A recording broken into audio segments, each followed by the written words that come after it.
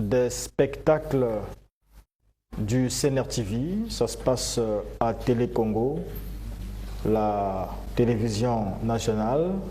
On va demander donc à tous ceux qui sont dans la salle de ne pas faire des va-et-vient parce que les caméras sont superposées. Donc attention à cacher un peu l'ambiance qu'il y aura ici. Et si on peut aussi nous aider par nos amis du son, en gérant un peu l'écho qu'il fait dans la salle avec le haut-parleur, ça nous arrangerait. Et donc nous sommes ici avec nos deux débatteurs, comme indiqué, comme annoncé,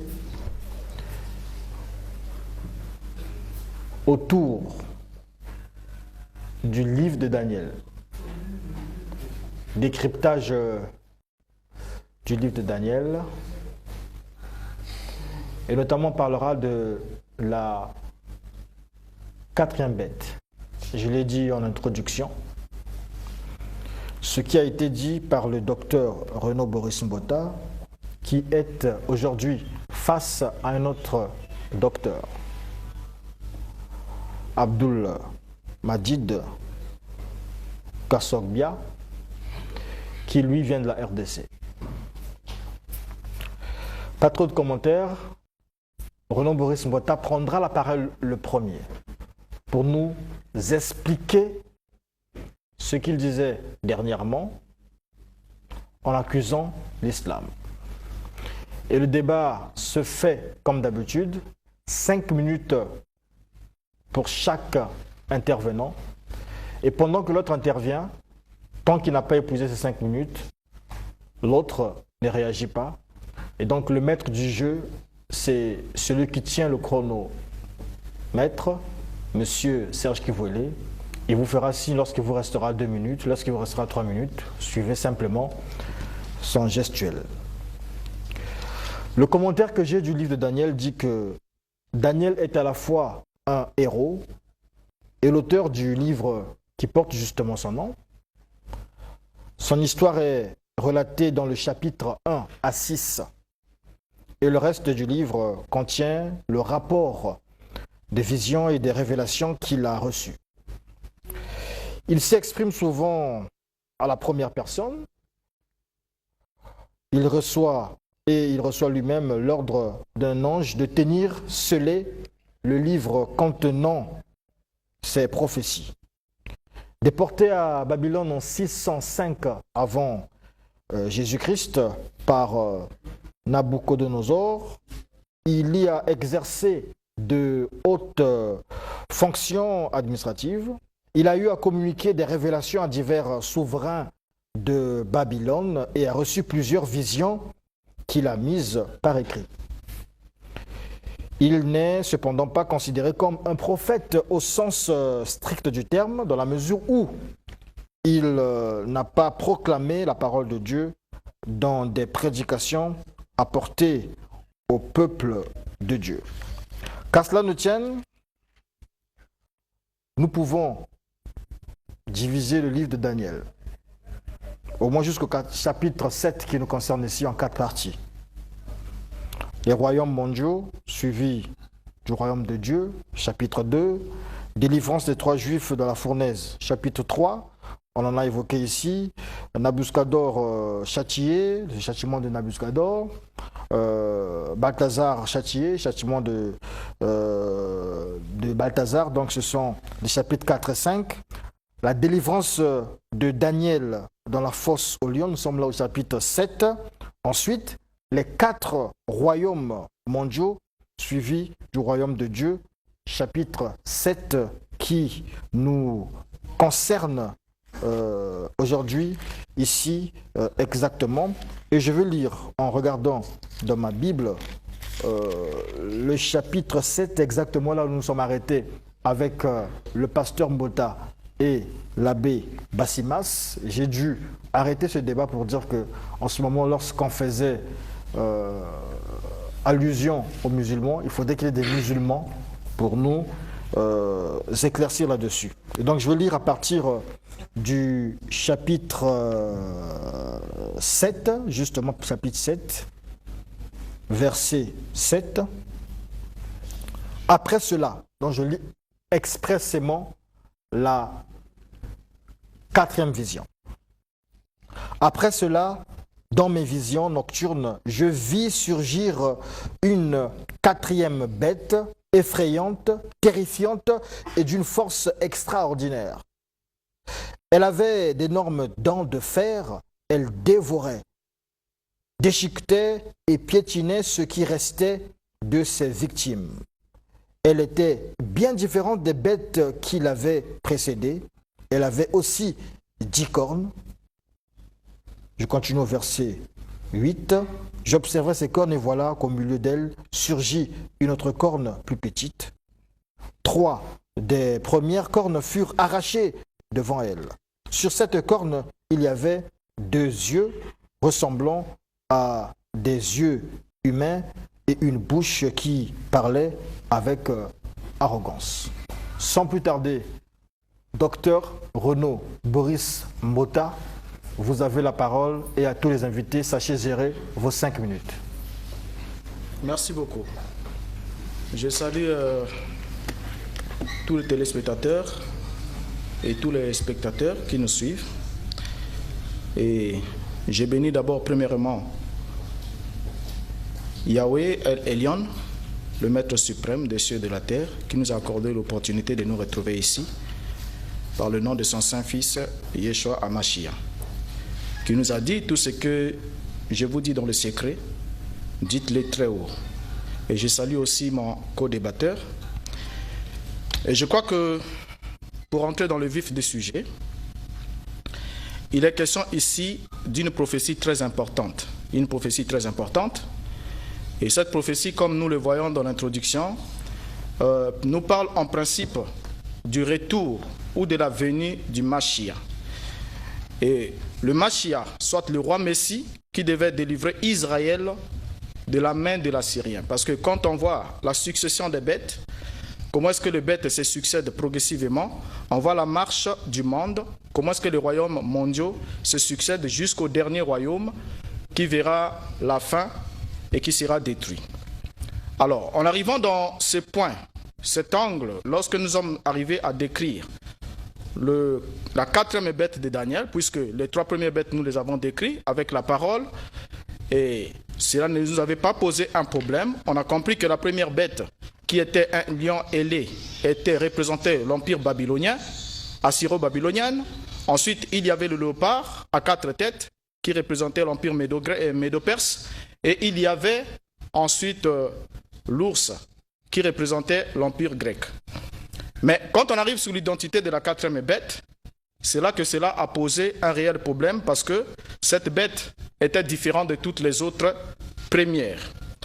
Alors, identifier ici la bête, comme je l'ai dit tantôt, j'ai dit que cette bête, cette 4e bête, est différente des autres bêtes précédentes. Pourquoi est-ce qu'on a posé cette base-là? Parce que la question ici serait d'identifier l'antichrist ou l'adversaire du Messie qui doit intervenir sur la terre, parce que l'apôtre Paul le dit, que personne ne vous trompe, que le jour du Seigneur est déjà là. Parce qu'avant l'avènement du Seigneur, selon 2 Thessaloniciens chapitre 2, il dit qu'il faudra que l'homme du péché apparaisse d'abord. L'adversaire qui s'élève au-dessus de tout ce qu'on appelle Dieu et de ce qu'on adore, jusqu'à entrer dans le temple et s'asseoir dans le temple, se proclamant lui-même Dieu. C'est ce qui est écrit dans 2 Thessaloniciens. Alors, avant que cet adversaire ne vienne, puisque le Mashiach doit venir pour affronter cet adversaire-là et le détruire l'empire qui va donner, prêter allégeance à cet adversaire et ensuite établir le règne millénaire. Alors, sur cette question de base, on comprend par là que la venue de Yeshua HaMashiach, que la Bible traduction seconde appelle Jésus, que les musulmans appellent Issa, dépend d'abord de l'apparition de cet homme-là. Donc, tant que cet homme, qui est appelé dans l'islam Dajjal, n'apparaîtra pas sur la terre, alors le Mashiach ne reviendra jamais. Alors, ce qui est très important pour nous en introduction ici, puisque nous sommes dans un grand débat, ce qui est très important pour nous, c'est de comprendre que tout se passe autour d'Israël. Tout se passe autour d'Israël et selon Osée, Yahweh avait déjà prévu de châtier Israël par les 3 bêtes sauvages que nous lirons. Et il avait prévu qu'il châtierait Israël par le lion, il le châtierait par l'ours, il le châtierait par le léopard.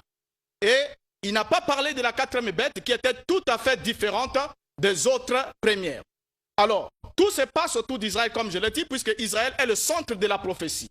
Et aujourd'hui, nous savons tous que Israël est rentré. Les Juifs sont rentrés dans leur patrie depuis 1946. Et en 1948, ils ont proclamé l'indépendance et la souveraineté de l'État d'Israël. Mais la capitale d'Israël, qui était Jérusalem, ne leur était pas encore restituée entièrement. Or, ce qui fait la force de la nation juive, c'est d'abord d'avoir une identité nationale, ensuite d'avoir la ville du grand roi qui est Jérusalem, et en ayant Jérusalem, récupérer le mont du temple et reconstruire le 3e temple. Puisque le Messie viendra trouver Dajjal en train de se faire adorer dans le 3e temple. Et là, aujourd'hui, nous sommes très avancés au niveau de la prophétie. Israël, aujourd'hui, nous le savons, la grande puissance du monde vient de déclarer que Israël devient à part entière la capitale de l'État d'Israël. Et quand les Juifs récupèrent la ville, plutôt Jérusalem, ils doivent récupérer le mont du temple, détruire le dôme du rocher et établir le 3e temple pour que le Dajjal arrive. Merci beaucoup pour la parole. Excusez-moi, j'ai un peu la voix écorchée parce qu'on continue à tenir nos activités publiques. Donc, j'interviens beaucoup. Mais j'aimerais tout de suite dire ceci. Tout le monde a suivi le pasteur, entre guillemets, Boris Mbota. Nous, les musulmans, nous l'avons particulièrement très bien suivi et nous l'avons vu comment il s'acharnait à se faire tristement célèbre en perdant son temps, n'est-ce pas, à proférer des allégations mensongères sur l'islam dans le but de détourner, n'est-ce pas, les gens de la mission de Mohammed, de la paix de Dieu soit sur lui. Mohammed qui est le seul prophète ici de la postérité d'Abraham, que Dieu a envoyé pour sauver toute l'humanité conformément à la promesse, n'est-ce pas, faite au Père de la foi, selon laquelle toutes les familles de la terre seront bénies en lui. Et nous les musulmans, nous nous sommes réservés les droits non seulement de lui répondre, mais aussi d'exposer ces confusions qui ne traduisent en réalité que ces insuffisances en matière de connaissances bibliques, historiques, islamiques et même en culture générale. Parce que vous êtes sans le savoir que vous allez vous rappeler que lors de son dernier face-à-face avec l'abbé Bassimas, Monsieur Mbota avait dit que les conquêtes d'Alexandre le Grand ont été représentées par la rapidité du léopard, parce que le léopard, selon lui, était considéré comme étant la bête la plus rapide. Déjà, c'est ce qui est déjà faux, parce que le léopard n'est pas la bête la plus rapide. La plus rapide de toutes les bêtes, c'est bien le guépard. Donc c'est pour vous dire, c'est pourquoi avec tout le respect que je dois à Monsieur Mbota, j'aimerais ici lui dire qu'il n'est pas vraiment qualifié, n'est-ce pas, pour faire l'exégèse biblique. Et ce n'est pas en s'autoproclamant pasteur qu'on devient réellement pasteur au sens biblique et classique du terme. Ça, c'est un petit jeu auquel se livre le pasteur des églises de réveil, lesquelles églises sont en réalité leurs outils générateurs de revenus. Car en islam, personne ne peut prétendre à l'imamat s'il n'a pas suivi une formation classique en théologie. Et cela est le cas pour les rabbins juifs et les prêtres catholiques et aussi les pasteurs protestants dans le christianisme. Mais ces jeux-là, ce n'est pas seulement chez notre frère Mbota et les autres églises où quelqu'un peut se réveiller le matin et dire à son épouse ou à ses proches que je suis devenu prophète, et aussitôt une masse ignorante, n'est-ce pas, se met à les suivre sans aucun discernement. Et moi je pense, Inch'Allah, après notre série de débats, les téléspectateurs qui nous suivent comprendront aussitôt que tout ce que M. Mbota avait dit avant d'en frotter le musulman, n'est-ce pas, ne traduisait que sa peur de voir l'islam être identifié au 5e royaume, n'est-ce pas, du livre de Daniel, qui a donc été symbolisé par la pierre qui a détruit le 4e royaume, lequel royaume s'étendra sur toute la surface de la terre et prônera donc la doctrine pure de Dieu. Mais aussi, ils vont comprendre que ça traduit également sa peur, parce que M. Mbota a peur de voir sa religion, le christianisme, apparaître comme étant une religion d'origine satanique, parce que nous sommes sans le savoir, parce qu'il a identifié l'Empire romain à la troisième bête. Or, le christianisme a non seulement vu jour sous la domination de la troisième bête de M. Mbota, et nous identifions à la quatrième bête, donc l'Empire romain, mais le christianisme était également devenu la religion officielle de l'Empire romain. Ce qui implique à dire que ce que nous devons spirituellement à la troisième bête de M. Mbota, c'est bien le christianisme. Or, lorsque les prophéties présentent ces royaumes comme étant des bêtes, ça veut dire que nous ne pouvons spirituellement rien attendre de bon de ces bêtes-là. Alors, j'aimerais dire ceci. Avant de rentrer dans le vif du sujet, je me dois de rappeler aux téléspectateurs, parce que comme vient de le dire M. Mbota, que le débat devait se focaliser sur l'identité de la quatrième bête. C'est bien, et nous sommes d'accord avec lui sur ce point, mais sauf que sa thèse, selon laquelle la quatrième bête serait un symbolisme, n'est-ce pas, de l'Empire islamique, ne tiendra debout, ne sera vrai que si M. Mbota, et là il faut qu'il note ça, que si M. Mbota nous démontrait aujourd'hui bibliquement que les Romains étaient des Grecs. Parce que rappelez-vous, il a dit, je le cite, il dit ceci: après la mort d'Alexandre le Grand, lorsque ces 4 généraux se sont partagés l'Empire grec, l'Empire romain sortit de l'une des 4 divisions de l'Empire grec. C'est pourquoi il dit la troisième bête serait à la fois un symbolisme des Grecs et des Romains. Donc il fallait que M. Mbota commence d'abord par nous démontrer bibliquement que les Romains sont effectivement des Grecs et qu'il nous montre que les Romains sont sortis de l'une des 4 divisions de l'Empire grec. Merci beaucoup. Je crois que c'est une bonne question, je l'ai noté. Alors, juste pour ne pas vous laisser vous échapper, je vois déjà que vous comprenez très mal la Bible et vous ne l'appréhendez pas comme il se doit. Et c'est grave de déclarer aujourd'hui à la face du monde que Mohammed, qui est arrivé 7 siècles après Yeshua HaMashiach, est le seul prophète de la postérité d'Abraham. C'est déjà un mensonge cruel, absolu, gravissime. Pourquoi? Parce que, déjà vous le savez comme moi, on ne va pas se disputer là-dessus, le fils promis à Abraham n'était pas Ismaël. Et Mohammed est le premier prophète ismaélite mentionné, bien sûr dans le Coran, mais alors que, déjà dans la lignée d'Isaac, ils avaient des prophètes. Et ça, c'est honteux que vous le disiez ici, de cette manière-là que Mahomet, Mohammed, est le seul prophète de la postérité d'Abraham. Notez cela, c'est une erreur grave. Et à la face de tout le monde, vous le savez très bien avec moi, comment le Coran, Allah, dans le Coran, vous dit qu'il a envoyé des messagers aux enfants d'Israël, et aujourd'hui, vous dites que Allah est le seul. C'est une erreur déjà qu'il faut rectifier. Alors, dire que le léopard n'est pas la bête la plus rapide, et que la bête la plus rapide serait le guépard. Mais le guépard ne fait pas partie de cette prophétie. Parmi les 3 animaux cités, nous avons le lion, nous avons l'ours et nous avons le léopard. Quel est l'animal le plus rapide? Le plus petit, c'est le léopard, mais il est en même temps le plus rapide. Le guépard ne fait pas partie de ces animaux. Je n'ai pas déclaré que le léopard était l'animal le plus rapide dans le monde. J'ai dit dans le cadre de cette prophétie. Et cela illustrait bien les conquêtes rapides d'Alexandre le Grand, puisque le léopard était ailé. Alors, l'islam est le 5e royaume, la pierre qui doit frapper la statue au pied pour s'établir, ensuite s'étendre dans le monde entier. Ça, c'est un mensonge grave. Parce que l'islam est arrivé, mais le monde continue, ces empires continuent, ces royaumes sont là. Et la pierre de Daniel, que Daniel a vue, ne frappe pas les pieds de pierre, ne frappe pas plutôt les jambes de fer, comme nous montre la prophétie, mais frappe les jambes qui sont mélangées en même temps du fer et de l'argile.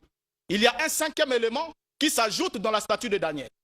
Il y a d'abord l'or au niveau de la tête, ensuite il y a de l'argent, il y a le rein, il y a le fer, et ensuite il y a le fer et l'argile.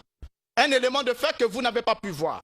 Alors, dire que le christianisme est la religion de l'Empire, la religion officielle de l'Empire romain, oui.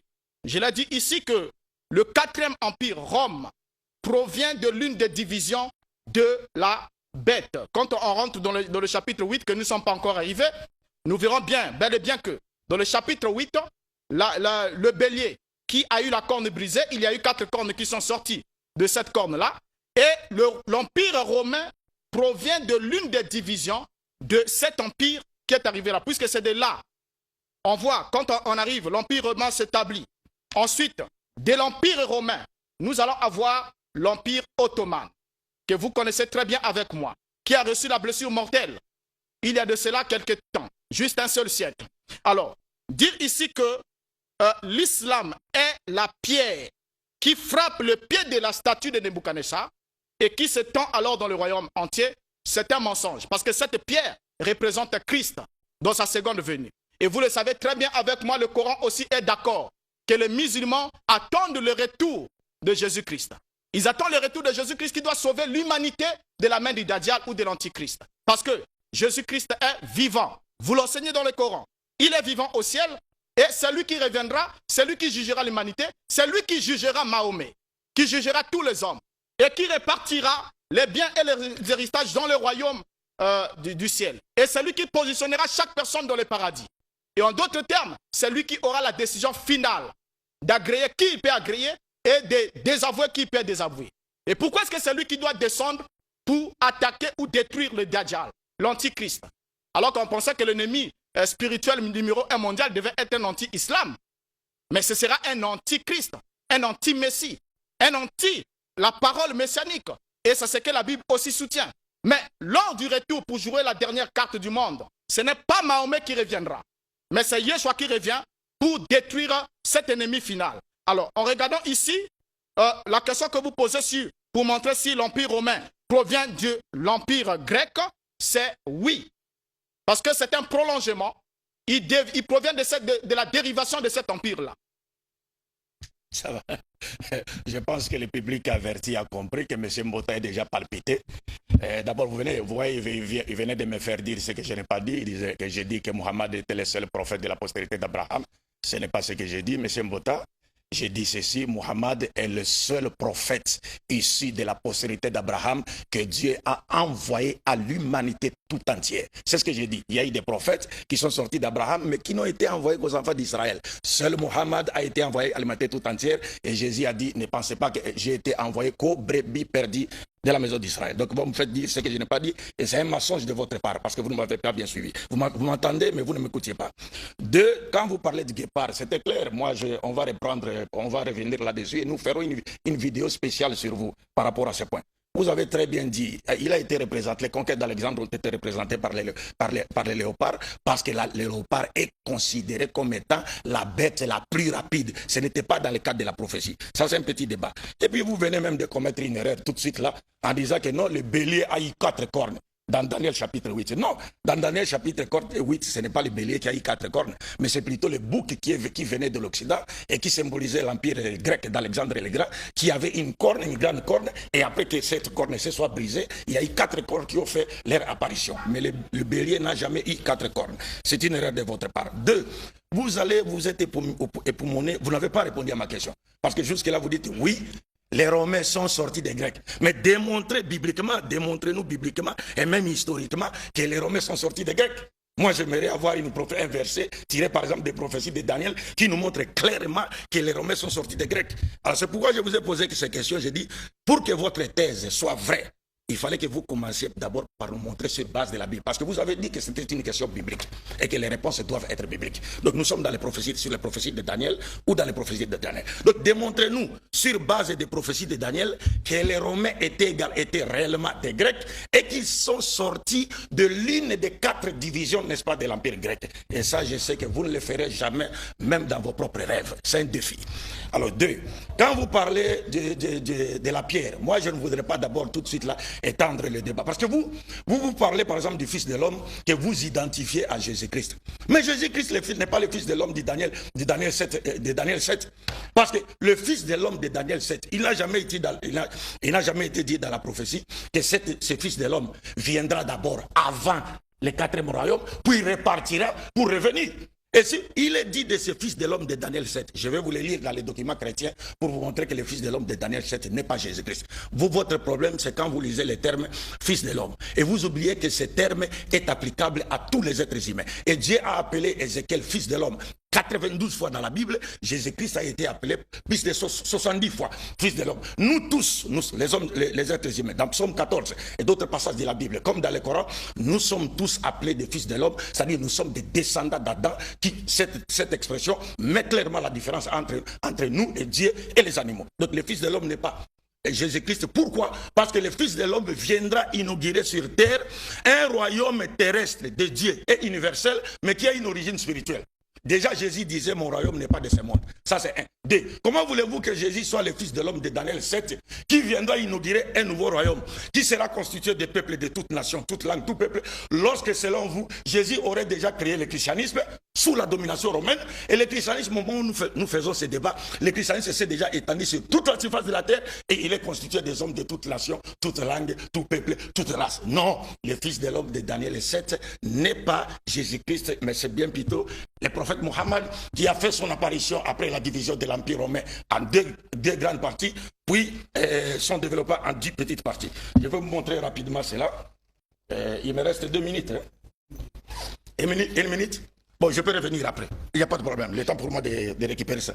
Donc, le fils de l'homme de Daniel 7 n'est pas Jésus-Christ. C'est absurde. Il s'agit bien du prophète Mohammed. Parce que ce fils de l'homme fera son apparition après la division de l'Empire romain en 2 grandes parties, puis son développement en 10 petites parties. C'est pourquoi je vous ai mis au défi de nous démontrer sur base des prophéties de Daniel que les Romains sont effectivement des Grecs et qu'ils sont sortis de l'une des 4 divisions de l'Empire grec. Donc, historiquement et bibliquement, nous pouvons partir, il n'y a pas de problème. Ok, merci. Je crois que je l'ai dit tantôt ici, si on avait une carte ici, on pouvait le démontrer. Je devais vous montrer la répartition, le découpage des royaumes. La Bible. Si on avait une carte, je devais vous le montrer. Prenez votre... S'il vous plaît. Lorsque vous parliez, j'ai bien eu des choses où je pouvais vous rétorquer, mais j'ai gardé mon calme pour attendre mes 5 minutes. Donc, vous attendez, gérez votre temps, s'il vous plaît, respectez-vous. Alors, ici, là, sur cette question, déjà, je vous l'ai montré ici, c'est à vous. Si vous avez un avis contraire, vous allez me démontrer le contraire. Je vous ai montré que Rome, l'Empire romain, provient de l'une des divisions de la bête. Et le fait qu'il y ait un lapsus sur le bouc et le bélier ne pose pas un problème. Alors, ici, là, déjà, quand vous dites que Jésus a créé l'Empire, ou bien il a créé le christianisme, c'est ce qui est faux, ce qui est un mensonge absolu. Et j'aimerais ici parler aussi à la face du monde que l'on sache aujourd'hui que le christianisme, quand Yeshua était sur la terre, il n'a pas créé une religion. Il n'a pas fondé une religion. Sa mission, ce n'était pas de fonder une religion. Et le christianisme n'est pas né de lui. Le christianisme a vu le jour à Antioche. Avant que les Romains ne prennent le christianisme et le remplissent de tous les dogmes qu'il y a pour en faire un mouvement autre que celui qui a des racines initiales tirées de la foi en Yeshua HaMashiach. Ce qui était l'un des mensonges absolus. Alors, nier ici que Yeshua n'est pas le fils de l'homme et que le fils de l'homme promis par Daniel serait le prophète Mohammed. Ça, c'est un mensonge cruel, très grave. Ici, quand nous lisons d'abord Yeshua qui annonce la venue de l'islam. Yeshua, durant toute sa vie sur la terre, il annonçait qu'il était le fils de l'homme. Pas un fils de l'homme, mais le. L'article aussi est clair. Et il a annoncé la venue de l'islam dans la parabole de l'ivraie. Matthieu chapitre 13, le verset 24 jusqu'à 30. Il montre dans cette parabole que le royaume des cieux est semblable à un homme qui a semé la bonne semence dans son champ. Et pendant qu'il s'est retiré, l'ennemi est venu et il a semé de la mauvaise semence pendant que les gens dormaient. Et il a bien précisé, lui-même se présentant comme étant le fils de l'homme. Il dit celui qui sème la bonne semence, c'est le fils de l'homme. Alors il se présente là comme étant le fils de l'homme entrevu par le prophète Daniel dans Daniel 7, le verset 13. Envoyé non seulement à Israël comme vous voulez le faire croire, selon l'islam, selon le Coran au chapitre 43, le verset 59, mais au monde entier pour y semer l'évangile, principe de salut éternel. Et lorsqu'il sème l'évangile, il a bien dit quand il décrit, il donne l'explication de cette parabole, il a dit la bonne semence ce sont les fils du royaume et le champ c'est le monde. Il sème dans le monde. Il dit mais c'est quand il se retire, pendant que les gens dormaient, l'ennemi est venu et il a semé délivré. Or, le prophète qui vient après le passage de Yeshua, c'est lui l'ennemi de Yeshua. Et quand il arrive, il sème de l'ivraie. Et qu'est-ce que Yeshua dit? Il dit que lorsqu'on a voulu arracher l'ivraie dans le champ, dans le monde, une fausse religion, une fausse semence, les enfants du malin qui sont plantés par là, il va dire laissez-les croître ensemble. Parce que vous ne le savez pas. J'aimerais, on peut prendre le temps ici pour vous démontrer l'origine de l'islam. L'islam ne provient pas de Mohammed, comme on vous le fait dire dans le Coran. L'islam provient des Juifs, des Judéo-Nazaréens, qui voulaient conserver une partie de la Torah, de la loi de Moïse, tout en croyant que Yeshua était le Mashiach. Et c'est eux qui ont inventé ces choses. Et on pourra démontrer ici par tous les éléments, Mahomet n'a pas écrit le Coran. D'ailleurs, il ne savait pas lire, il ne savait pas écrire. Et l'alphabet arabe, l'arabe n'avait pas d'alphabet pendant le vivant de Mahomet jusqu'à sa mort. Donc, ne menez pas cette invention-là. Alors ici, lorsque Yoshua parle, il dit que c'est à la fin des temps qu'il demandera aux moissonneurs de rassembler l'ivraie, de rassembler toute l'ivraie en gerbe, afin qu'elle soit jetée dans le feu. Et vous le savez avec moi ici, ça peut être démontré dans la Bible, que la dernière bête sera un empire islamique. Parce que le diable qui a semé de l'ivraie, comme Yoshua le dit, et vous croyez les prophéties de Daniel ici avec moi, que Daniel parle, il dit que lorsque le Messie sera retranché, il ne lui aura pas de successeur. Et dans la parabole que vous aimez très souvent citer, de la mort du chef du fils du chef de la vigne, vous allez bien remarquer que lorsque le chef de la vigne envoie des serviteurs, il envoie, et à la fin, il envoie son fils. Et quand le fils est tué, le chef de la vigne n'envoie plus jamais un autre serviteur. Il n'envoie plus un prophète de cet acabit-là. Et Gabriel qui a dit à Daniel, le Messie sera retranché et il n'y aura pas de successeur au Messie. Alors, dire aujourd'hui que le Messie a eu un successeur qui est Mahomet serait un mensonge contre le Gabriel de la Bible. Moi, est-ce que vous démontrez ici que le Gabriel qui a révélé la parole à Daniel est différent du Gabriel qui a rencontré le prophète Mohammed? Parce qu'il ne peut pas venir auprès de Daniel pour dire que le Messie sera retranché, il n'aura pas de successeur, et venir chez Mohammed pour dire qu'il est le successeur du Messie. S'il vous plaît, on va essayer d'arrêter le débat. Celui qui coordonne le débat, c'est M. Serge, si vous voulez, celui qui a le chronomètre. Donc, tous ceux qui ont des compteurs et tout, ça veut dire que n'empêchez pas le débat de bien se dérouler, s'il vous plaît. Parce qu'on a remarqué un peu de choses, essayez d'éviter de le faire. Parce que vous allez vous perturber le débat pour rien. Là, ça nous fait grignoter des minutes, on a un long programme à faire. Et lorsque vous le faites, c'est pas bien. Voilà. Parce que... Calmez-les. Essayez de respecter celui qui est en train de faire son travail. Mais nous sommes en direct. Oui, mais il faut qu'ils empêchent, c'est-à-dire qu'il faut que, si là-bas ça marche, on ne pourra pas faire de débat. Donc il faut qu'ils essaient de mettre de l'ordre. Il doit se calmer. Oui, non, moi pour continuer le débat, il faut que là-bas qu'il ait de l'ordre. Non, il ne faut pas l'empêcher de faire son travail. C'est-à-dire que c'est lui qui gère le chrono, moi je ne gère pas le chrono, donc vous le respectez, ou on arrête le débat. Voilà. Allez-y. Oui, merci beaucoup. Je pense que les téléspectateurs qui nous suivent à ce moment ont compris que M. Mbota échappe toujours à ma question. Jusque-là, il n'a pas encore répondu à ma question. Et il touche à beaucoup de points qui n'ont rien à voir avec les thèmes du jour. Tout cela pour chercher à distraire les gens qui nous suivent. Mais malheureusement pour lui, il est en face d'une personne qui est plus avertie que lui. Donc il n'a pas de chance, quoi. Quand vous avez parlé, par exemple, de lapsus sur le bouc et le bélier, oui, c'est lapsus, c'est bien, M. Mbota. Mais je suis en face de quelqu'un qui prétend avoir l'Esprit Saint, donc qui n'a pas droit à l'erreur. Deux, quand vous citez la parabole des livrets, mais la parabole des livrets n'a rien à voir avec l'islam. D'abord ici, je me dois encore de vous poser, je reviens encore. Lorsque nous lisons Genèse chapitre 17, verset 20, M. Mbota, pour que je clôt déjà le débat avec vous. Genèse chapitre 17, verset 20, Dieu s'adressant à Abraham lui dit, à l'égard d'Ismaël, je t'ai exaucé, je le bénirai, je le rendrai fécond, je ferai de lui une grande nation, n'est-ce pas? Il deviendra une grande nation, il affrontera 12 princes, ainsi de suite. Ça, c'est la promesse de Dieu.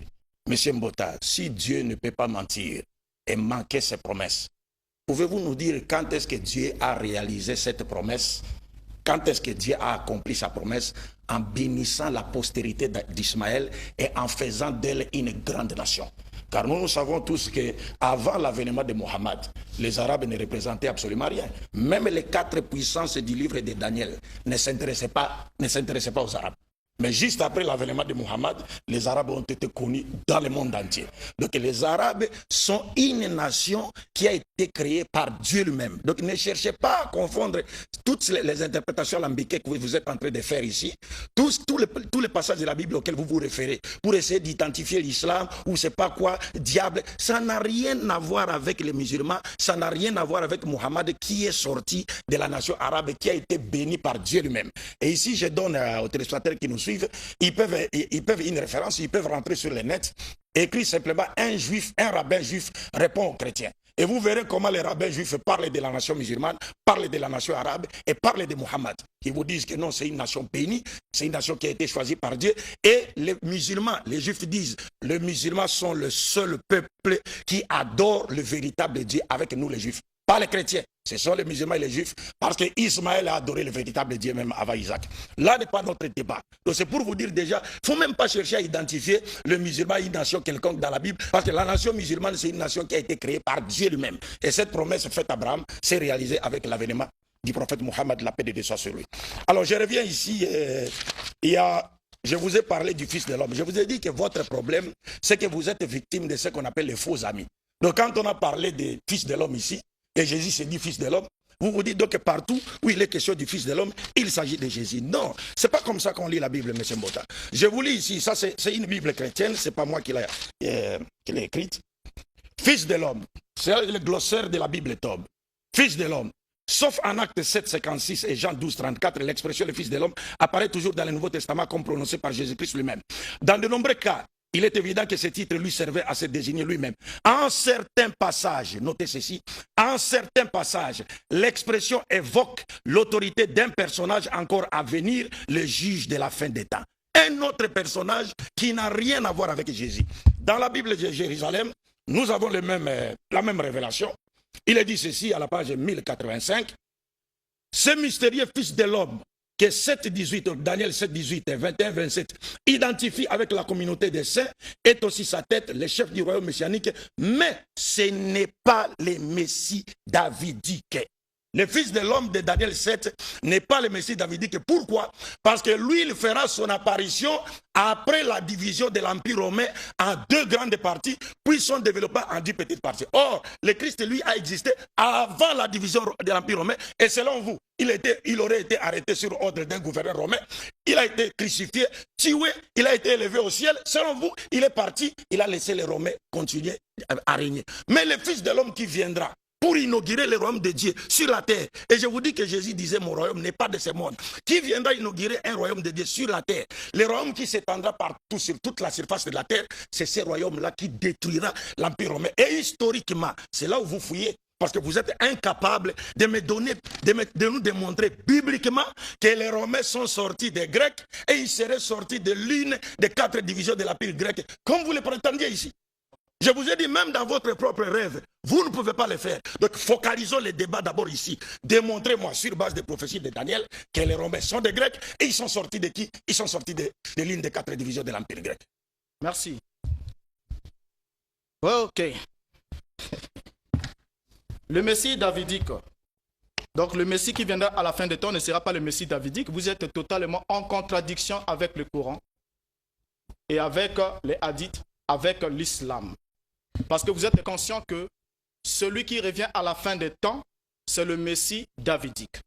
Et pour revenir un peu dans la notion des alliances, parce que vous voulez embrouiller les gens sur cette question-là. Je lis d'abord ce que dit votre propre Coran. Coran chapitre 2, le verset 133. Étiez-vous témoin quand la mort se présenta à Jacob et qu'il dit à ses fils, qu'adorez-vous après moi? Ils répondirent, nous adorerons ta divinité et la divinité de tes pères. Abraham, Ismaël et Isaac, divinité unique à laquelle nous sommes soumis. Alors, vous voyez déjà dans cette sourate une tentative de manipulation d'introduire Mahomet ou Mohamed dans la lignée prophétique. Alors que il est bien écrit dans le Coran que c'est dans la lignée de David que nous leur avons accordé les livres et l'inspiration prophétique.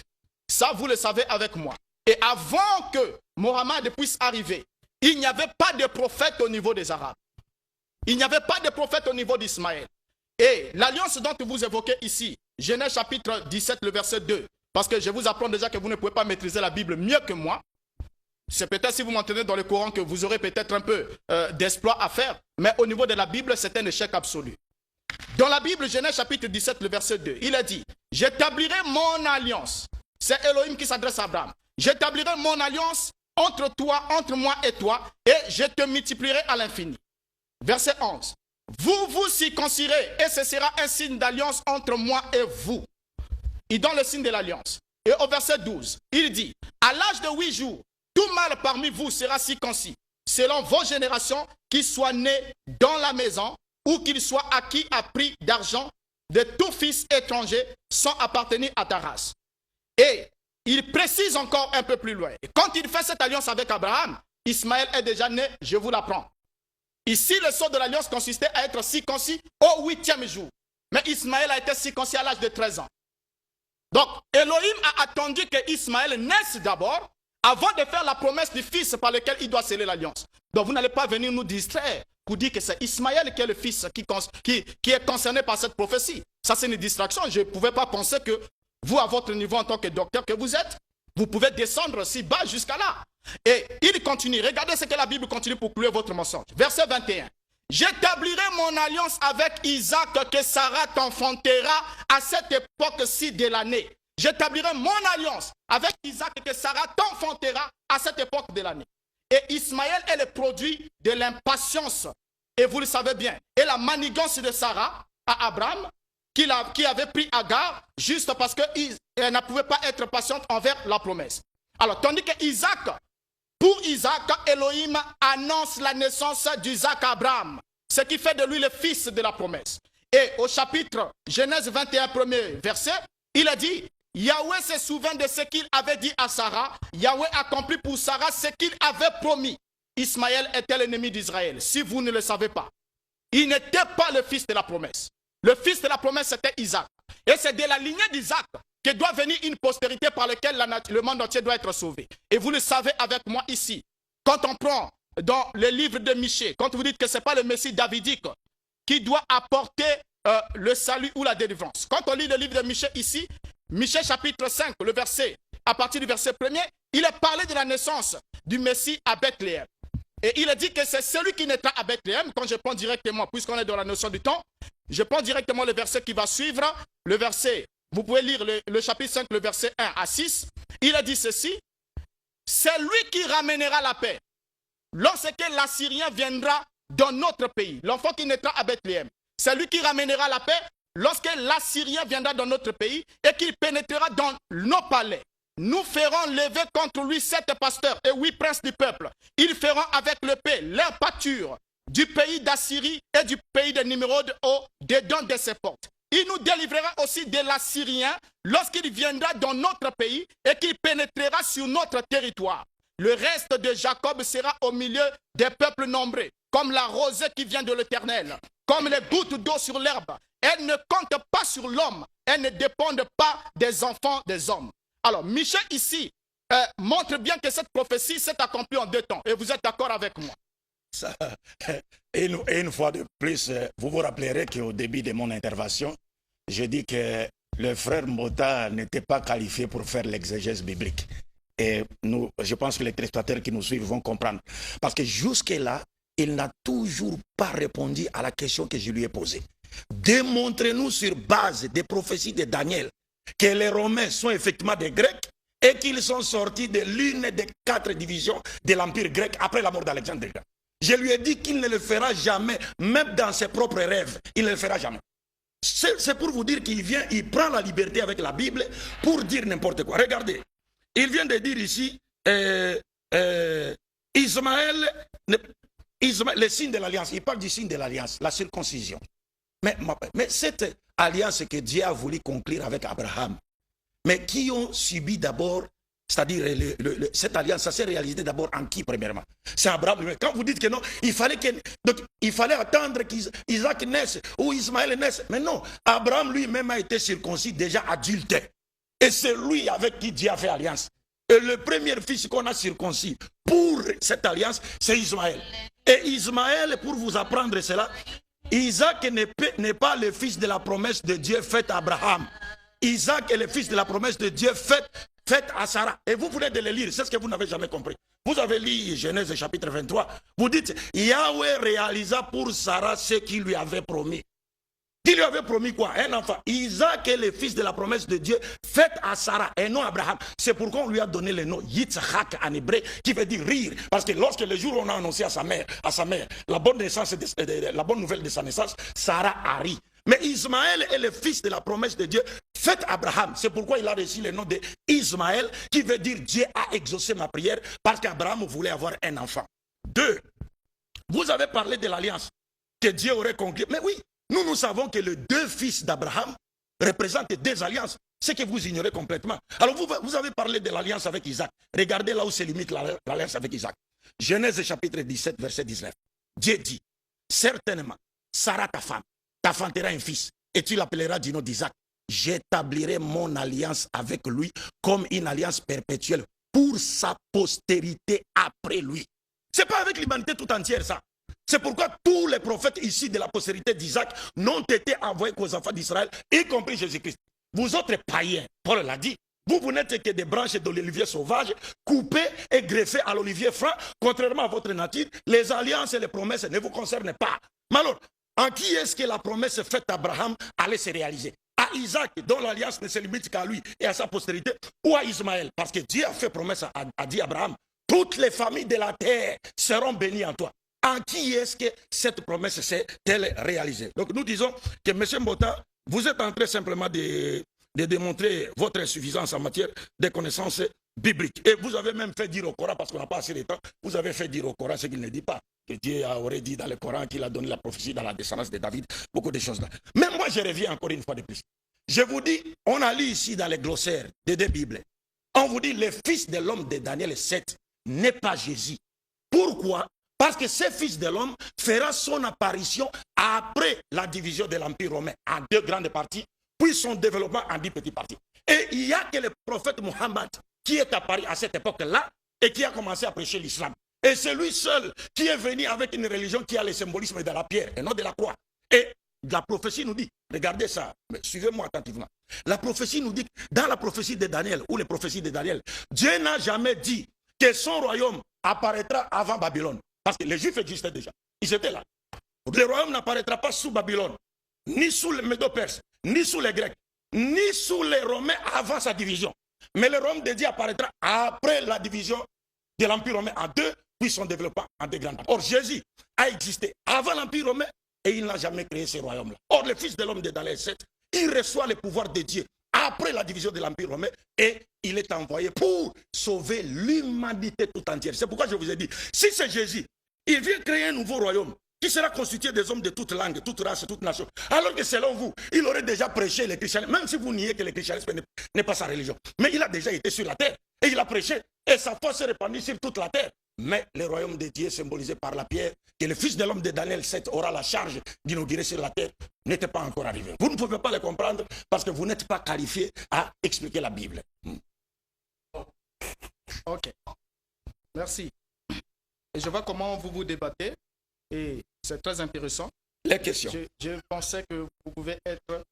C'est-à-dire que ce que on a apporté de votre réputation ne vaut pas absolument ce que vous êtes. Peut-être que vous êtes trop fatigué, que vous devez aller à la retraite après ici.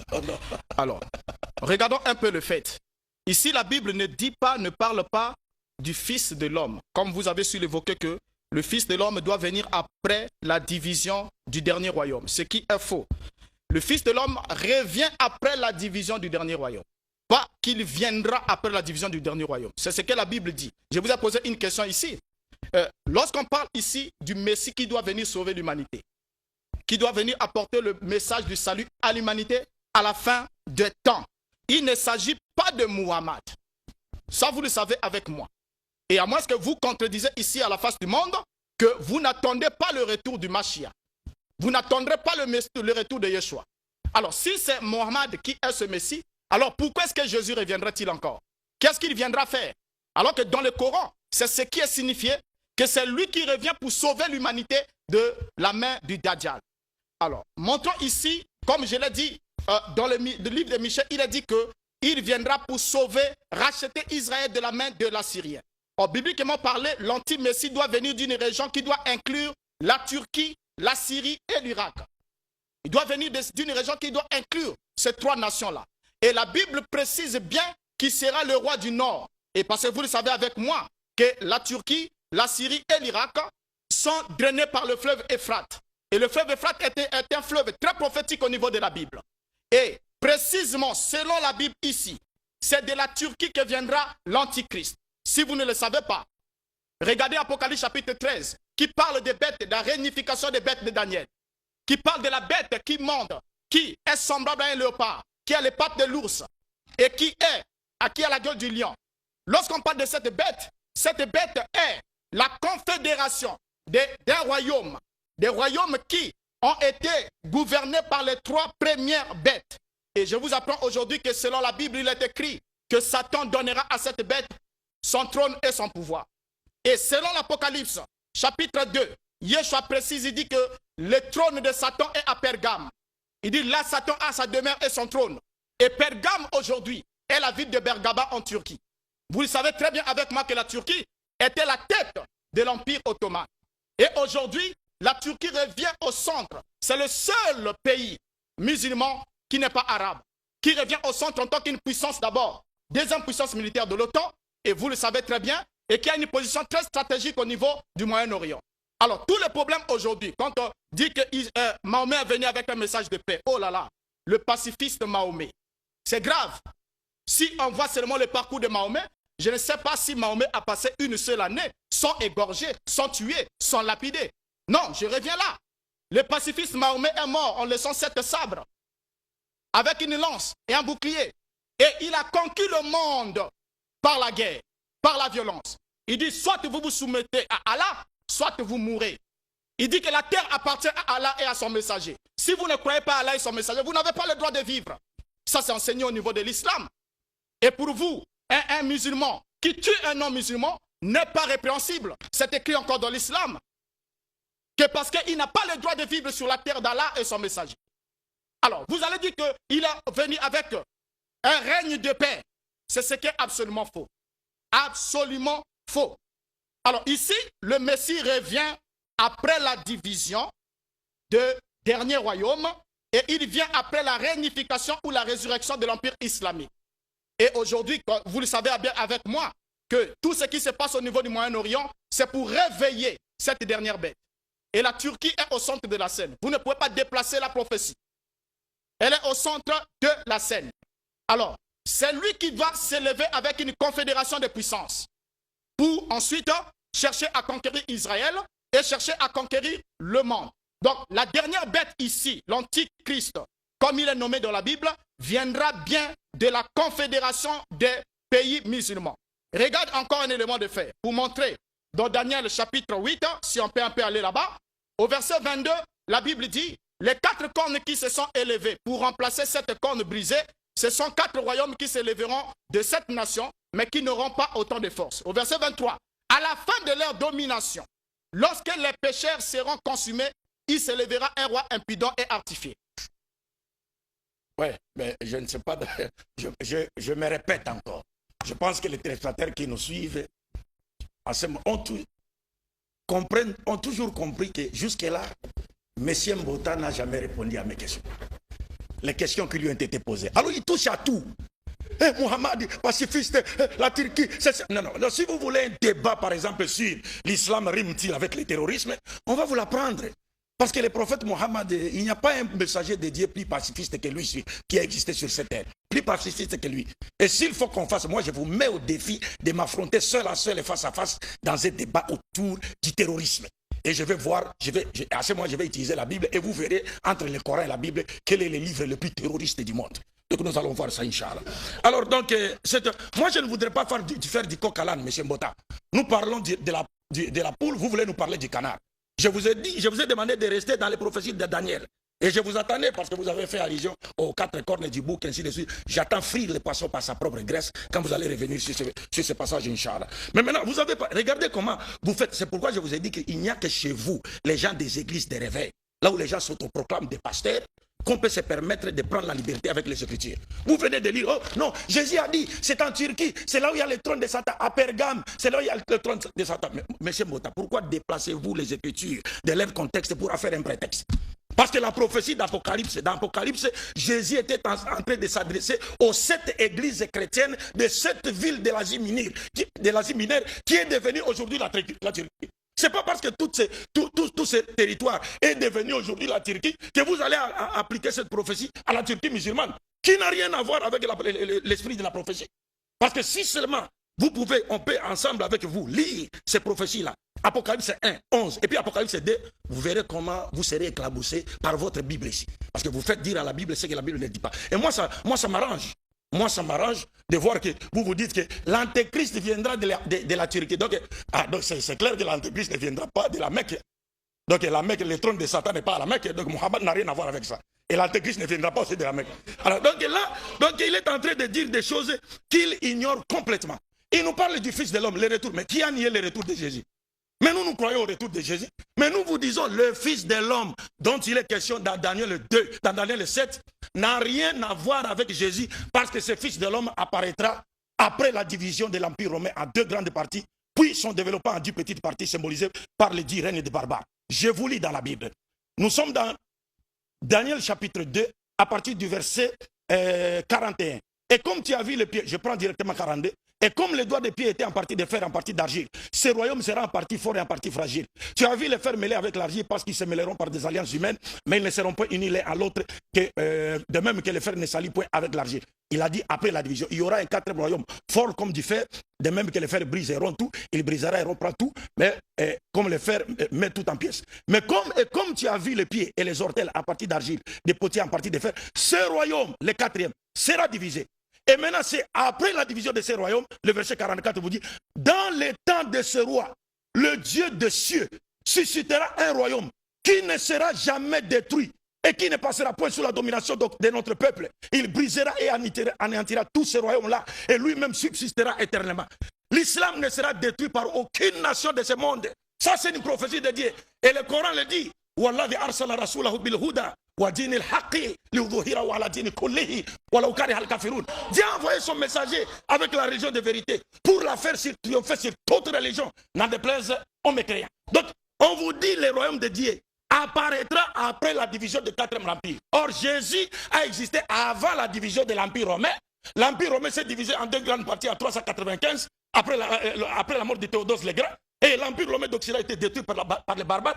Et l'empire romain d'Orient, la prophétie vous dit, c'est ce royaume qui détruit l'empire romain. Mais qui ont détruit l'empire romain byzantin? Ce sont les musulmans qui l'ont détruit. Nous ne l'avons pas seulement détruit, mais l'empereur même romain, Constantin Dragazès, est mort sur les champs de bataille en combattant contre les musulmans. Donc, M. Bota, ne fouillez pas mes questions. Démontrez-nous sur base des prophéties de Daniel que les Romains sont effectivement des Grecs et qu'ils étaient sortis de l'une des 4 divisions de l'Empire grec. Sinon, après cela, vous devez me passer vos trophées. Je vous ai dit d'apporter vos trophées, vos 2 trophées. Je suis venu prendre ces trophées-là. Vous devez me passer ces trophées parce que vous ne méritez pas d'avoir ces trophées-là. Merci beaucoup. Et je vois combien vous êtes très fort en diversion. Parce que le fait que vous tournez autour du pot, vous n'arrivez pas à vous en sortir. Je vous ai posé un problème ici. Lorsque vous dites que le Messie davidique, parce que c'est là le centre du problème. Lorsque vous dites que le Messie davidique est venu une seule fois en Israël, il est parti. Et c'est fini. Il faudra dire, informer à la face du monde et donner votre position musulmane là-dessus. Donc, me dire si le Messie ne reviendra plus, si le Messie davidique ne reviendra plus, alors pour combattre le dernier royaume, le dernier empire, et établir le royaume de Dieu sur la terre, alors informez la face du monde. Parce que c'est lui qui va venir selon le Coran et qui sera le dernier guide selon le Coran. C'est lui qui jugera selon le Coran. C'est lui qui répartira des places et des héritages au paradis selon le Coran. Et c'est lui qui régnera sur cette terre selon le Coran. Avant qu'il ne meure, vous acceptez avec moi ici que le Messie fils de David n'est jamais passé par la mort. Ça, c'est selon ce que vous dites dans le Coran. Le Coran dit qu'il est venu sur la terre et l'islam voit le retour de Yeshua comme étant l'achèvement de sa vie et de sa mission qu'il a quitté sans l'avoir complété.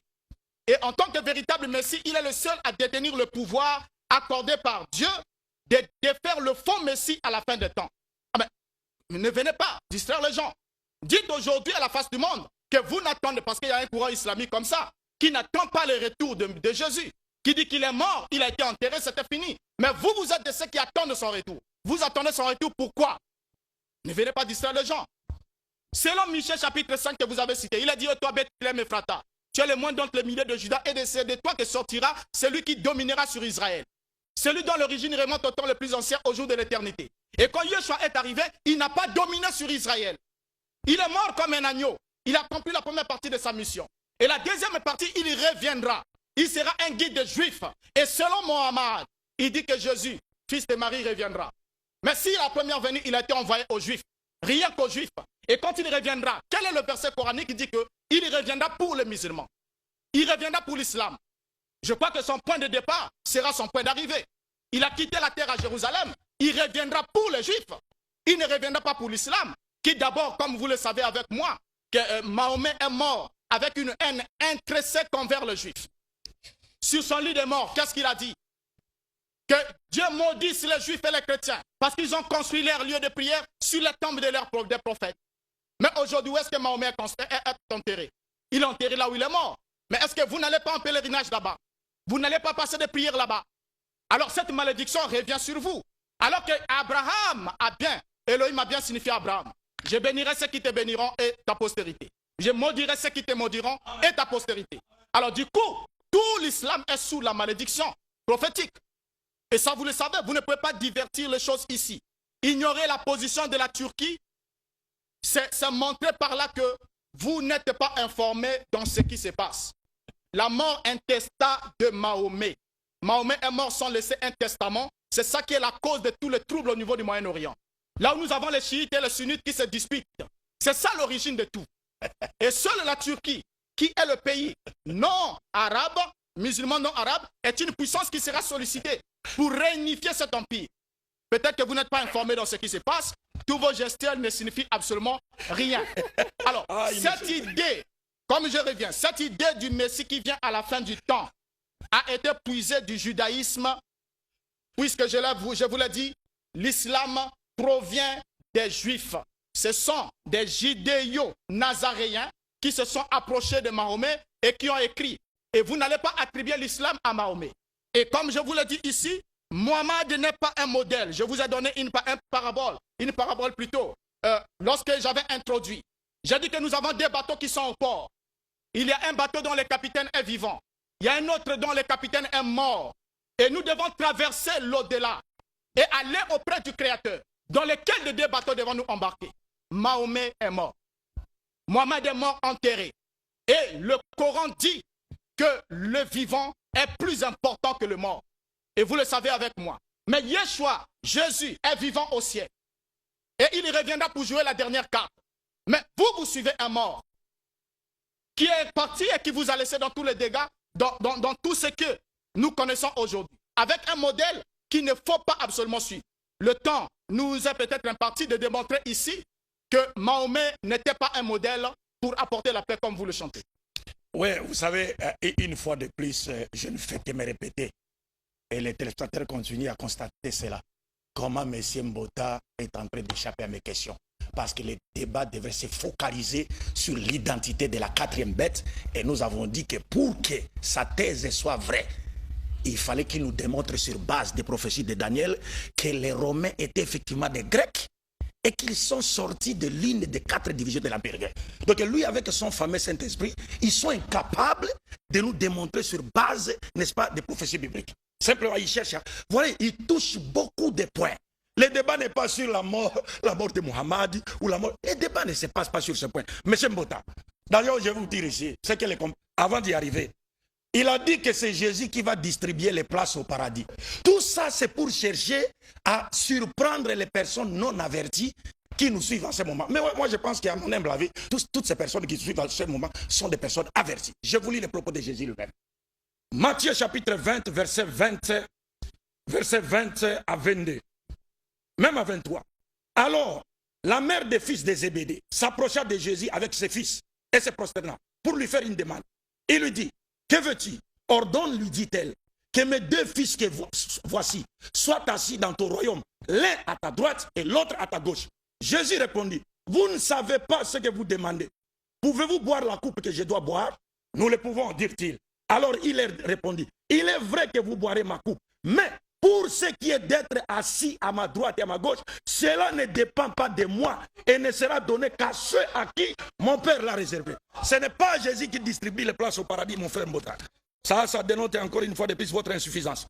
2, quand vous aimez trop parler de la mort de Mohammed, mais vous devez savoir que la grandeur d'un prophète ne repose pas sur sa survie physique dans le corps physique. Aujourd'hui, nous disons, Mohammed est mort, mais d'abord, est-ce que le prophète meurt? Parce que vous lisez dans la Bible, Moïse était mort enterré. Mais dans Matthieu chapitre 23, Moïse est venu, il a parlé avec Jésus, avec Élie. Mais Moïse était mort et enterré. Élie aussi était parti. Mais ils sont revenus, ils parlaient avec Jésus. Ils faisaient quoi là-bas? Les prophètes, les corps physiques ne représentent rien chez les prophètes. Si l'on peut parler de la mort, nous pouvons dire aujourd'hui, entre Jésus et Mohammed, qui est véritablement mort? C'est Jésus qui est véritablement mort, bien que nous croyons ce retour. Pourquoi? Parce qu'il n'y a pas un seul peuple sur cette terre qui s'identifie par rapport aux enseignements de Jésus. Des peuples suivent les enseignements de Mohammed. Voilà la grandeur d'un prophète. C'est pourquoi un savant occidental a dit la victoire de Mohammed, même après le tombeau, prouve qu'il était un vrai prophète.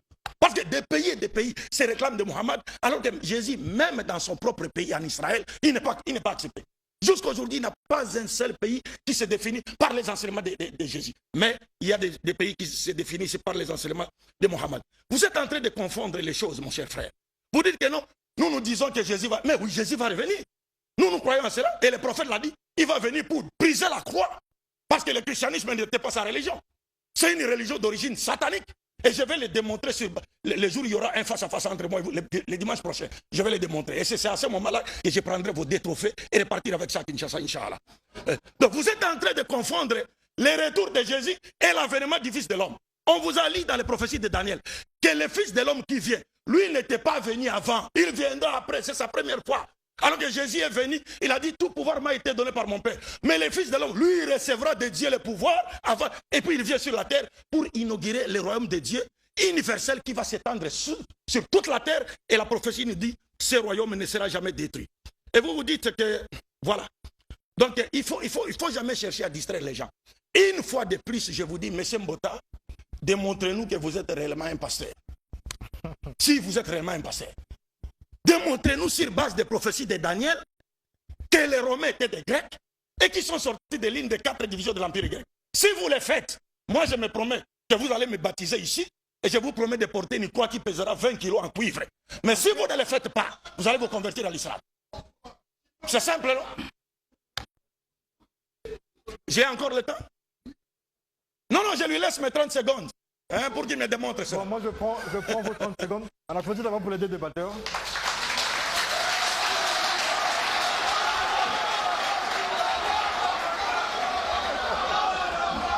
Voilà. Nous sommes arrivés. S'il vous plaît. Nous sommes arrivés au dernier virage de ce face-à-face. Le temps de faire une pause. Nous allons revenir pour le mot de fin de chaque débatteur. Je pense que c'est Abdou Madid qui avait la parole. Le pasteur Mbota va dire son mot de fin. Et ensuite, le docteur, en fait, lui c'est docteur, l'aussi docteur. Bon, ok, il n'y a pas de problème. Donc le chèque, Abdou Madid, voilà. Et donc, d'accord, j'ai compris. Donc les deux feront leur mot de fin. J'espère que le débat, pour les débatteurs, tout s'est passé dans les règles de l'art, et puis il n'y a pas eu d'attaque personnelle. On allait dans les Écritures, c'est ce que nous voulons pour les face-à-face que nous faisons. Donc nous suivons cette pause et nous revenons. La religion raélienne organise une découverte spirituelle à l'Université du Bonheur du 17 au 27 décembre 2017 à Odiba, à 100 km de Brazzaville sur la RN2. Venez vivre l'expérience la plus extraordinaire et la plus enrichissante de votre vie en participant à cet événement. Les enseignements de haut niveau dispensés par les guides raéliens formés par Raël vous permettront d'apprendre les techniques de la méditation sensuelle, de développer une vision panoramique et positive de la vie, d'éveiller les potentialités qui sommeillent en vous, de vivre une spiritualité à base scientifique parfaitement adaptée au XXIe siècle. L'inscription est gratuite sur le site internet www.rael.org. Cordial bienvenue à tous. Pasteur Mbota. Merci. Et je crois que je suis un peu surpris d'apprendre, de voir comment vous lisez la Bible. Vous avez lu la Bible ici pour montrer que ce n'est pas Yeshua qui donnerait la position dans le royaume. Je pensais que vous devez lire un hadith de Bukhari ou de Muslim qui devait montrer réellement ce que Jésus devait faire à la fin des temps. Et je vais vous lire votre propre passage que vous évitez de lire ici pour comprendre la position qu'il devrait avoir. Et on nous dit ceci dans votre propre livre. Mohammed a dit, par celui qui tient mon âme dans sa main, la descente de Jésus, fils de Marie, est imminente. La descente de qui? Jésus, fils de Marie, est imminente. Il sera pour vous un arbitre juste. Il mettra fin à la guerre que nous avons là. C'est lui qui mettra fin à la guerre. Tout ce que vous avez comme sunnites, chiites, terrorisme et tout. Selon votre livre, c'est Jésus qui mettra fin à la guerre. C'est lui qui apportera la paix, qui sauvera l'humanité. Donc l'espoir même de l'islam ici, c'est cet hadith que vous ne voulez pas lire à la face du monde. Traduit combien vous êtes très malhonnête envers la pensée de votre religion. Il a dit, je le relis, par celui qui tient mon âme dans sa main, la descente de Jésus, fils de Marie, est imminente. Il sera pour vous un arbitre juste. Il mettra fin à la guerre. Il prodiguera des biens tels que personne n'en voudra plus. Donc, il est écrit ici encore, dans Muslim, numéro 155, le prophète Mohammed a dit, je le jure par Dieu, Isa, fils de Marie, descendra, jugeant l'humanité avec la justice. C'est lui qui descendra, jugeant l'humanité avec la justice. Et ce jugement pour qu'il vienne, vous le savez encore avec moi que je pourrais vous lire, notion de temps puisqu'on reviendra. Il est écrit dans vos propres documents qu'il ne descendra jamais pour apporter le jugement avant que les musulmans puissent tuer les juifs massivement et les chrétiens. À tel point que même quand un juif se cachera derrière une pierre, la pierre parlera et dira, musulman, voici un juif qui est derrière moi, viens le tuer. Il dit, ce n'est qu'à ce moment-là que le jugement viendra. Et ça, vous le savez avec moi, la haine que vous avez envers le peuple d'Israël. C'est connu. Et aujourd'hui, quand vous niez la position de la Turquie, je vous ai bien montré ici que, en regardant ici dans notre Bible, la position de l'Empire grec est successeur de l'Empire médo-perse. Et elle va donner naissance à des autres empires, représentant les deux jambes de la statue. L'Empire occidental et l'Empire musulman. Géographiquement parlant, la Grèce actuelle que nous avons aujourd'hui fait la jonction entre l'Europe et la Turquie. Maintenant, les deux empires sont divisés sur le plan culturel et religieux. Comme il a dit, le fer et l'argile ne se mélangeront pas. Ce sont les deux empires, les deux idéaux, l'Occident et le peuple, ou encore l'empire musulman, ou encore le peuple de l'islam, ne peuvent jamais se mettre ensemble. Alors, nous savons que c'est l'empire ottoman turc qui jouera un rôle bien plus important dans la résurrection de la bête islamique. Nous ne devons pas ignorer que la Turquie est en premier lieu située en Asie mineure. Et c'est là, en Antioche, que l'église chrétienne a vu le jour, avant qu'il soit reprise par les Romains, comme je vous l'ai montré. Et c'est aussi la Turquie qui est le berceau totalement, qui a tenu pendant longtemps, pendant des temps, le règne islamique. Et jusqu'à ce que cet empire soit blessé. Alors, en regardant ici la bête finale d'Apocalypse 13, qui doit subir le jugement. La bête finale d'Apocalypse chapitre 13, la Bible est claire et précise que le royaume, d'abord le premier royaume babylonien, comme on le sait, était constitué de l'Égypte du Nord, de l'Irak, de l'Iran, de la Jordanie, de la Palestine, de la Syrie, de la Turquie. Et le royaume médo-perse était constitué de l'Iran, de la Palestine, de la Jordanie, du Liban, du Syrie, de la Turquie, de la Grèce et du nord de l'Égypte. Le royaume de la Grèce antique était constitué de la Grèce, de la Jordanie, du Liban, de la Syrie, de la Turquie, de l'Irak, de l'Iran, du nord de l'Égypte. Tous les trois pays qui constituaient l'empire islamique dans ce temps-là seront rassemblés dans une fédération du dernier royaume. Et c'est eux qui vont jouer la carte finale, c'est de là que viendra l'antichrist. Et l'antichrist sera foncièrement musulman. Puisqu'il sera antichrist, anti-messie, il sera opposé à la doctrine du Père et du Fils. Il ne croirait pas que Yeshua est le fils d'Élohim. Et c'est lui qui entrera dans le temple de Jérusalem jusqu'à se faire adorer, selon ce que dit la prophétie biblique. Et voilà pourquoi actuellement, dans le cours des temps, nous avons Jérusalem qui revient aux Juifs, aux Israéliens. Et lorsqu'ils récupèrent la ville, ils récupèrent le mont du temple, ils rebâtiront le temple, selon la prophétie biblique. Et avant que Dajjal ne vienne. Et Dajjal ne sera pas tué par Mohammed. Et quand vous dites que c'est vous qui avez détruit l'empire ottoman ou encore l'empire byzantin, c'est faux. Parce que la pierre n'a pas frappé les deux pieds de la statue. Ça me fait rire. Hein? Je pense que si ce n'était pas par respect pour les frères Mbota, n'est-ce pas, j'allais demander à l'assistance d'applaudir pour ses insuffisances. Mais par respect pour lui, n'applaudissez pas.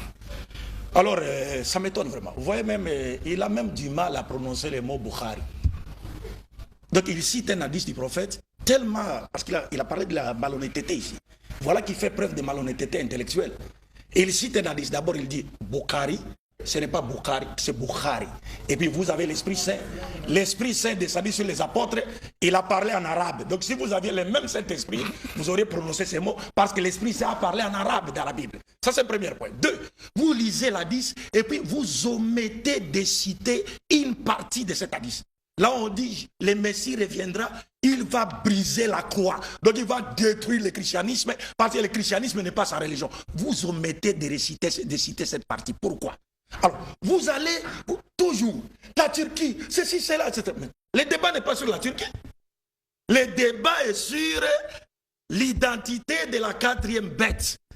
Et on vous a posé la question, démontrez-nous sur base des prophéties de Daniel qu'effectivement les Romains étaient des Grecs et qui sont sortis de l'une des 4 divisions de l'Empire grec. Mais comme vous êtes incapables de le faire, y compris les frères chrétiens qui sont dans la salle, personne ne peut le faire jusqu'à la fin du monde, y compris votre Saint-Esprit. Ça, c'est un défi. Personne ne peut le faire jusqu'à la fin du monde. C'est que vous étiez venus ici seulement pour chercher à se faire tristement célèbre. Il ne faut même pas chercher à identifier les musulmans à l'antéchrist. Parce que la nation musulmane, c'est une nation bénie par Dieu lui-même. Je vous ai lu Genèse chapitre 17, verset 20. Dieu dit à Abraham, à l'égard d'Ismaël, j'étais béni, je ferai de lui une grande nation. Il enfantera Dieu, ceci, cela. Et cette prophétie ne s'est réalisée qu'avec l'avènement du prophète Mohammed qui a trouvé les Arabes en train d'adorer 360 dieux idoles. Ils étaient en train de vivre dans la dépravation totale de mœurs. Mohammed est le seul prophète issu de la postérité d'Abraham qui a réussi à créer une société humaine basée sur des principes divins, spirituel et moral. Même Jésus ne l'a pas fait, Moïse ne l'a pas fait, aucun prophète de la Bible ne l'a fait, si c'est Mohammed. Et seuls les pays de Mohammed, sur toute la surface de la terre, sont en train de faire de sorte que ces pays soient régis par les lois de Dieu, alors que les chrétiens sont loin de la loi de Dieu. Et si l'islam est combattu aujourd'hui, c'est que vous ne comprenez pas. Parce que l'islam est la seule nation qui invite l'humanité à se soumettre à un système que personne ne contrôle si ce n'est Dieu. Et devant ce système, nous sommes tous placés sur le même pied d'égalité. Mais vous êtes déjà avec les Américains et les autres. C'est la religion. Parce que votre religion est sortie de l'Empire romain. C'est la religion de la bête. Et je vais démontrer que le christianisme est d'origine satanique lors de notre second débat, Inch'Allah. Donc maintenant, je reviens pour vous dire une fois de plus, il ne faut pas chercher à faire trop. Vous avez trop de confusion. Vraiment, franchement, vous avez trop de confusion. Et vous avez de la chance. Parce que le temps qui nous est imparti est trop éphémère. Mais nous, les musulmans, nous allons nous arranger pour organiser notre débat dans une salle. Un débat, par exemple, de 6 heures. Là, on va se retrouver face à face. Et c'est la fête, c'est la scène. Et à ce moment-là, vous saurez si vous êtes dans la vérité ou si c'est nous qui sommes dans la vérité. C'est pourquoi, avec toute assurance, j'ai dit à monsieur, je vous ai dit la fois passée, est-ce qu'il a apporté ses trophées? Parce que j'ai dit, je suis venu prendre ce trophée. Et je sais que le public qui nous suit en ce moment, c'est que M. Mbota est incapable de répondre aux questions que je lui ai posées. Je termine en disant, faites pas la confusion entre les retours de Jésus, auquel croient les musulmans, et l'avènement du Fils de l'homme de Daniel 7, qui fera son avènement après la division de Rome en 2 grandes parties, puis son développement en 10 petites parties lors du règne des barbares. La prophétie dit, dans les temps de ce roi, le Dieu des cieux suscitera un royaume qui ne sera jamais détruit. Tout ce que vous parlez de la Syrie, mais ça sont des choses créées par les Américains et les Juifs. Vous ne les savez pas. L'État islamique, Al-Qaïda, c'est créé par les Américains et les Juifs. Je vous renvoie à l'Internet, c'est un rabbin juif même qui parle. Écrivez simplement, un rabbin balance tout. Et il va vous dire qui a créé cela. Regardez encore la Syrie, vous écrivez seulement la Syrie. Vous écrivez à côté Roland Dumas, l'ancien ministre des Affaires étrangères, l'ancien ministre français des Affaires étrangères sous François Mitterrand. Qu'est-ce que Roland Dumas a dit? Roland Dumas dit, j'étais au moins invité à une réunion en Angleterre. Il s'est retrouvé avec le premier ministre israélien et les autres. On lui a demandé de se joindre à eux parce qu'il voulait créer une rébellion qui a pour but de renverser Bachar al-Assad. Roland Dumas a demandé, mais pourquoi cela? Ils ont dit non, parce que Bachar al-Assad a des propos anti-israéliens. Tout ce que vous voyez là, ce sont des choses créées qui n'ont rien à voir avec l'islam. Merci Donc, beaucoup. Merci beaucoup, monsieur Abdou Madid. Merci aussi à Renaud Boris Mota. Nous sommes ici sur le 110 à un leitmotiv, c'est le dialogue interreligieux, le dialogue interculturel. Et nous sommes là. Nous avons déjà apprécié ce débat. Donc nous revenons ici le 17. Ça se travaillera dans les couloirs pour demander est-ce qu'on revient pour continuer sur cette même thématique ou aborder la deuxième thématique. Ça se saura. Mais sinon, le rendez-vous est pris pour le dimanche 17. Débat toujours dans la grande salle de spectacle de Télé Congo. Entrée libre à tout le monde, aux chrétiens et non chrétiens, aux musulmans et non musulmans, et donc à tous ceux qui aiment le débat, à tous ceux qui aiment la vérité, parce qu'on dit du choc des idées, j'ai eu la lumière. On va saluer le pasteur Mbota, on va lui demander d'approcher. On va saluer aussi... Ce sont mes trophées. Voilà. Les trophées. Tu ne les auras jamais. Vous refusez. Et voilà, on applaudit. Ça va pas faire boum. D'accord, voilà. Et donc, c'est une occasion pour nous. C'est une occasion pour nous, s'il vous plaît, de remercier non seulement le public qui est arrivé, même s'il a fallu avoir quelques histoires, mais ça c'est l'ambiance du débat. Remercier les amis de la sécurité qui sont avec nous, Norji Miete. Remercier le directeur de programme qui est avec nous et cette émission. C'est une façon de dire aussi bienvenue à notre nouveau directeur général, on l'appelle André Ondele. Bonjour à M. Jean Obambi. Monsieur Jean Obambi, voilà, qui désormais, l'homme de Kratos, qui nous a inspiré aussi et qui désormais va nous regarder à la maison, viendra faire simplement ses émissions. Nous avons un nouveau directeur général, on l'appelle André Ondele. Merci, okay, merci. C'est la fin du face-à-face.